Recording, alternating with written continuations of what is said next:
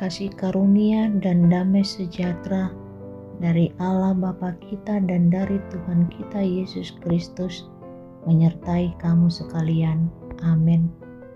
Selamat pagi, selamat bertemu kembali dalam renungan harian firman Tuhan dari HKBP Distrik 29 Deli Serdang, Selasa 26 Maret 2024. Kita diajak untuk mendengarkan firman Tuhan yang menjadi penuntun dan terang dalam melakukan aktivitas kita sepanjang hari ini, yang tertulis di dalam Yohanes 8 ayat yang ke-12. Maka Yesus berkata pula kepada orang banyak, katanya, "Akulah terang dunia, barang siapa mengikut aku, ia tidak akan berjalan dalam kegelapan, melainkan ia akan mempunyai terang hidup." Bapak Ibu, Natsari ini menyatakan Yesus sebagai terang dunia. Dengan mengatakan ini, dia mengatakan dirinya sebagai sumber terang rohani dan pencerahan bagi umat manusia. Kristus adalah jalan, kebenaran, dan hidup. Dan dia adalah pemimpin spiritual yang membawa pencerahan kepada orang-orang yang mengikutinya.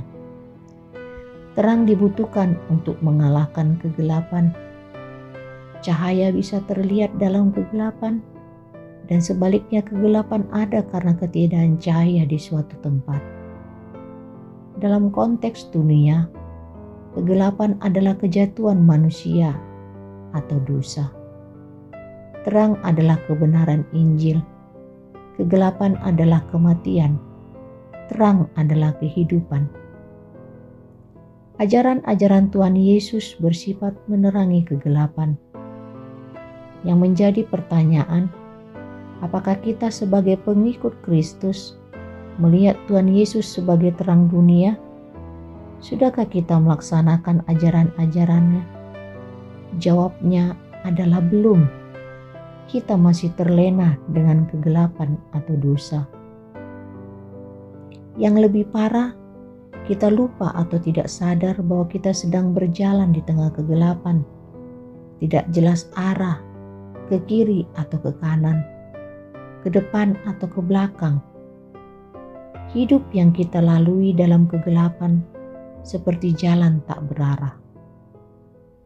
Dunia sudah menjadi begitu gelap karena perbuatan dan dosa kita.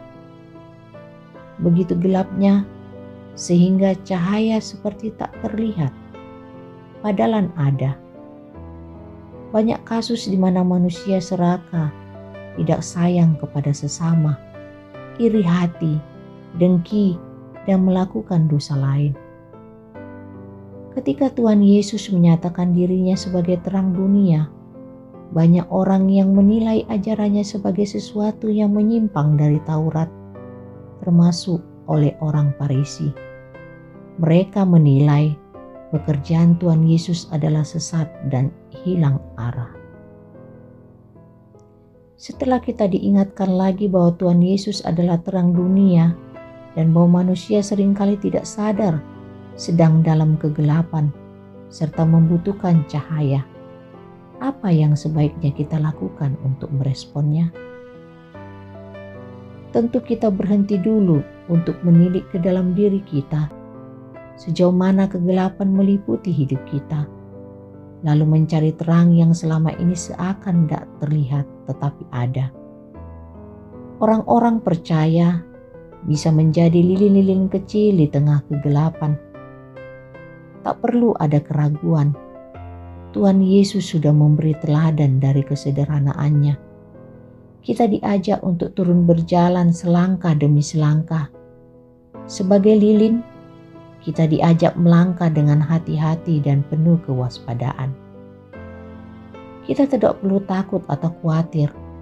Apakah cahaya kita yang dianggap kecil itu bisa berdampak di tengah kegelapan?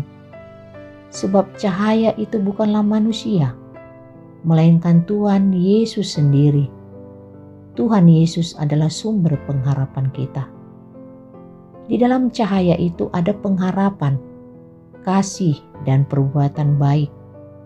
Kalau selama ini kita merasa tidak lagi ada pengharapan, karena tidak ada seorang pun yang menemani kita. Ini saatnya kita yakin bahwa cahaya itu adalah Tuhan Yesus sendiri dan kita tidak perlu takut lagi. Mari kita berkomitmen untuk hidup dalam terangnya dan membagikan terangnya kepada dunia yang membutuhkan. Sebagai terang dunia, marilah kita bersinar dengan cahayanya dalam setiap aspek kehidupan. Selamat merasakan kasih sukacita dari Tuhan yang berkuasa menerangi hidup kita. Amin. Kita berdoa. Tuhan Yesus, kami sungguh bersyukur karena dalam terang-Mu yang tak terhampiri, Engkau datang untuk kami agar kami tidak lagi hidup dalam kegelapan dosa. Di sisa hidup kami, mampukan kami hidup sebagai anak terang bagi sesama.